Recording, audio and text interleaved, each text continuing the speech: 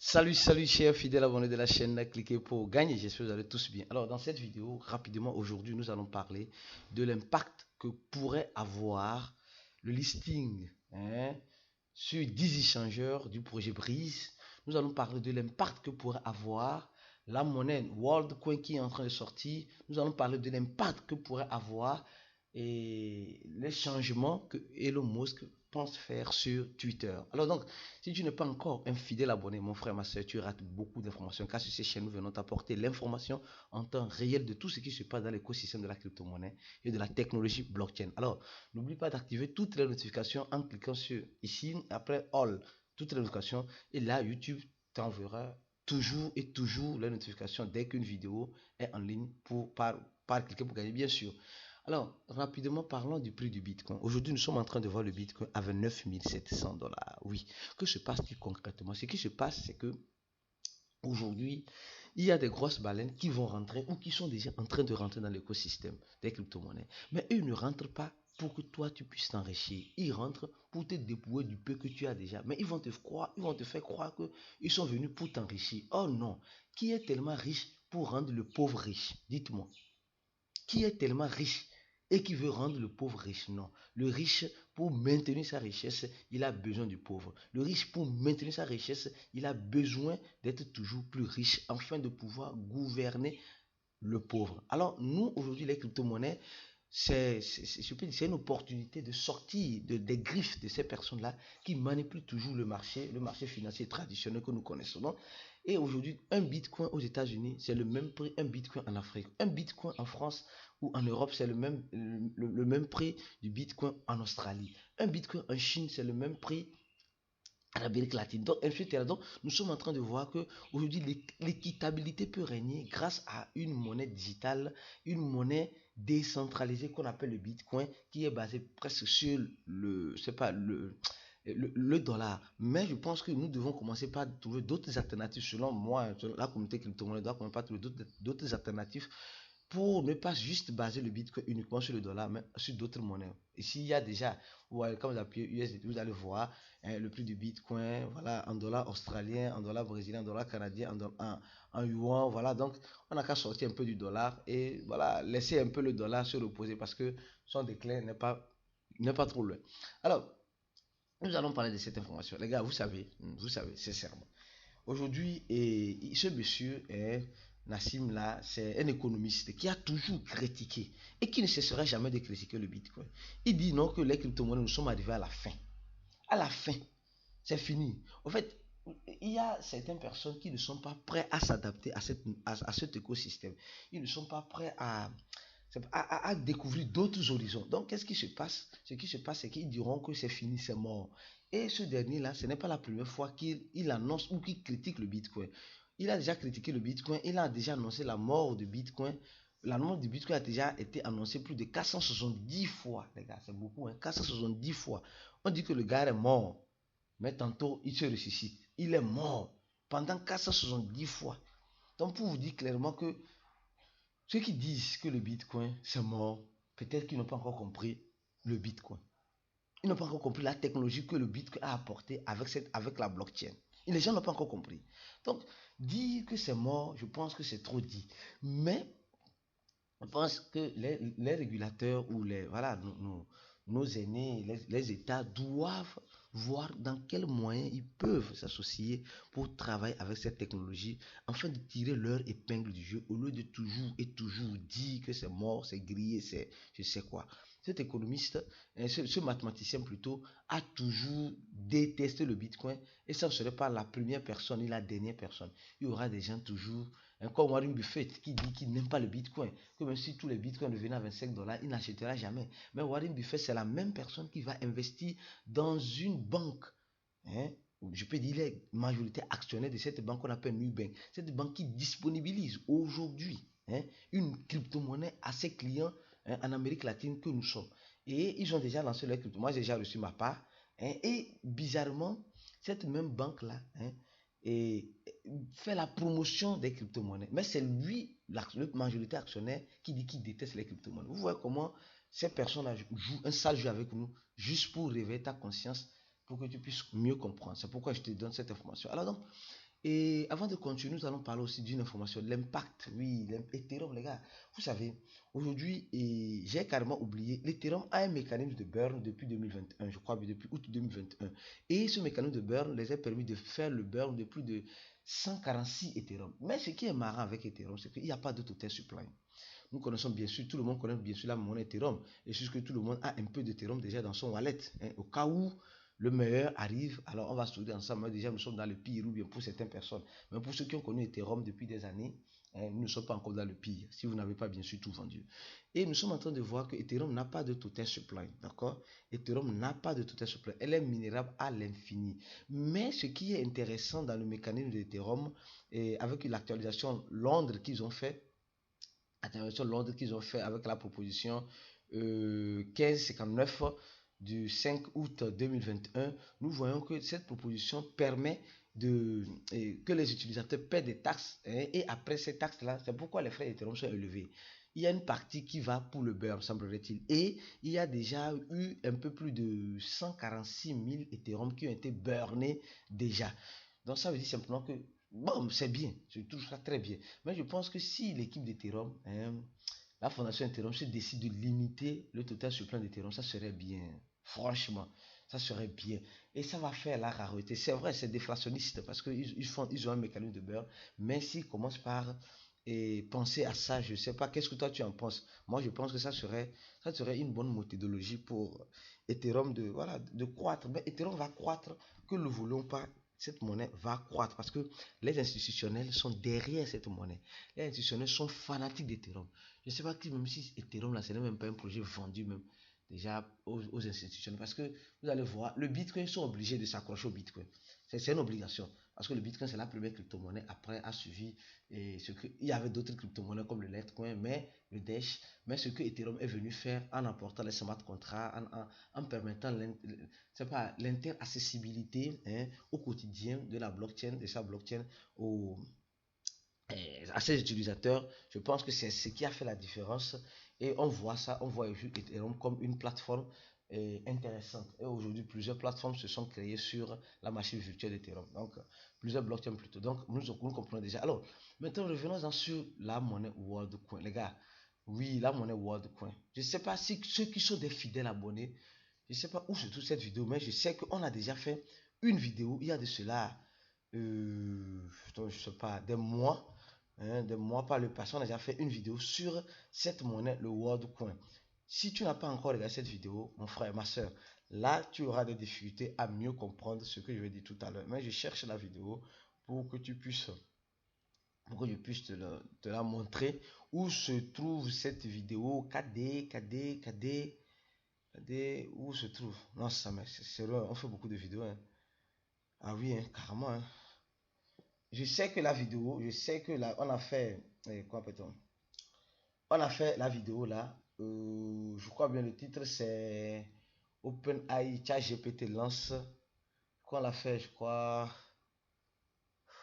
un instant, un instant, un instant, un instant. Franchement, ChatGPT, je vais voir. Clairement, carrément quoi. La nouvelle monnaie, oui. OpenAI, voilà, c'est ici. Voilà cette vidéo. Il y a de cela 2 mois. Il y a de cela 2 mois, la nouvelle monnaie de ChatGPT, cette vidéo-là. Donc, dans cette vidéo, on a parlé du WorldCoin. Ceux qui regardent cette vidéo, et enfin, on nous informe que le WorldCoin vient d'être lancé. D'accord? L'équipe de WorldCoin va lancer, elle va donner, je crois bien, 25 WorldCoin à ceux qui auront vérifié leur compte. Et ceux qui ont regardé cette vidéo-là, vous savez très bien que ce n'est pas tout le monde qui pouvait avoir accès à cela. D'accord, tout le monde ne peut pas avoir accès à cela. Donc, ils ont lancé, ils disent, voilà, aujourd'hui, ils vont commencer par lancer. Et nous avons déjà vu que ils ont montré la répartition, je crois bien, dans 20 pays. Et la répartition se ferait, je ne sais pas, oui, où est-ce que j'ai trouvé là? Bon, ça, ce n'est pas le problème. Ici, nous sommes en train de voir que ils ont lancé déjà sur Get. Ils vont lancer ça bientôt sur Get. Ils ont le smart contract, hein, et leur smart contract ERC20 et leur smart contract optimiste. Donc, ils n'ont pas BEP20 du moins pour le moment. Ils n'ont pas le smart contract BEP20 pour le moment. Et quand nous voyons, hein, nous sommes en train de voir que la monnaie en question j'attends, voilà, elle a été lancée, pof, elle a été lancée à combien? Ouais, ça dandine. À 1 dollar, à 2 dollars, à 3 dollars. Elle vient à peine d'être lancée. Les gars, la monnaie vient à peine d'être lancée. Je dis bien, elle vient à peine d'être lancée. Donc, ceux qui veulent risquer dans le risquage, tant mieux. Mais après, nous allons faire une analyse plus approfondie pour les membres VIP de notre communauté, afin de leur expliquer mieux ce qui pourrait arriver. Parce que vous savez, quand les listings comme cela commencent, hein, ça donne l'impression comme si ça va bouger. Effectivement, en fait, ça donne cette impression-là, que ça va monter grave. Et là, quand toi tu vas maintenant pour acheter, tu achètes et après tu remarques que ce n'est pas ce que tu espérais, que tu as vu. Donc, les gars, c'est ce que je vous disais, nous devons être prudents. Les crypto-monnaies ne sont pas venues pour te rendre riche directement, non. Elles sont venues pour d'abord te ruiner. Te ruiner si tu n'as pas une stratégie. Mais si tu as une stratégie, alors tu pourras t'en sortir. Voilà, tu pourras t'en sortir. Donc, beaucoup de prudence. Hein. Donc, la monnaie WorldCoin vient d'être lancée pour ceux qui veulent. Hein, ça a été lancé. Vous pouvez prendre le risque si vous voulez, bien sûr. Après, à chacun est libre de faire ce qu'il veut, comme il veut, où il veut. D'accord? Chacun est libre. Donc, je vais juste apporter l'information. Donc, ça a été lancé. Maintenant, revenons-en sur la... Avant de parler de Elon Musk, on va parler de Elon Musk d'abord. Revenons-en ici sur la monnaie et compétence. Cette nouvelle-là, cette nouvelle importante, oui. Nous sommes en train de voir que Elon Musk veut faire un rebrand, c'est-à-dire que veut changer beaucoup de choses dans Twitter. Il ne veut plus que voilà, Twitter soit Twitter, mais il veut changer Twitter par X. Et bon, ça commence par être un peu fou. Elon Musk, quand il achetait Twitter, il disait simplement que Twitter, c'est l'oiseau qui est libéré. D'accord, c'est ce qu'on nous disait. L'oiseau a été libéré. Maintenant, on remarque que voilà, il est en train de changer. Et voilà, tout, il veut faire un rebrand, il veut faire quelque chose. Il dit adieu à Twitter. Maintenant, ça va devenir X. Et vous allez voir, les gens vont commencer déjà par créer une monnaie X. Je ne sais pas si ça existe déjà peut-être. Et les gens, c'est la monnaie là. Les gens vont spéculer suite à cette information. Mes frères et sœurs, c'est avec Elon Musk, souvent il faut beaucoup analyser les choses avant d'aller au besoin. Parce que c'est un stratégiste, c'est quelqu'un qui est très stratégique, qui sait ce qu'il fait, quand il doit le faire et pourquoi il doit le faire. Donc, bon, franchement, quand j'ai écouté l'information là hier, je me suis posé beaucoup de questions.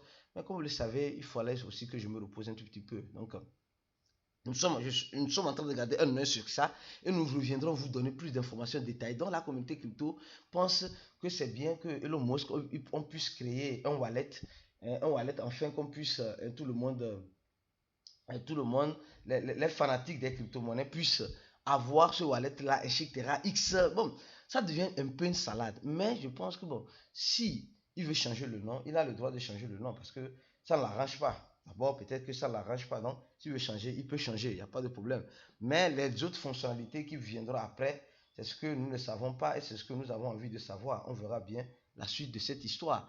Maintenant, revenons sur le projet Breeze. Oui, mes frères et sœurs, revenons sur le projet Breeze. Et sincèrement, l'impact hein, que le listing de Breeze, hein, le listing le listing, des 10 listings de Breeze auront sur le projet Breeze. Franchement, je vous dirais une chose. Je n'ai pas la boule de cristal pour prédire l'avenir. Franchement, je dis bien, je n'ai pas la boule de cristal pour prédire l'avenir. Ça, excusez-moi. Mais je remarque une chose.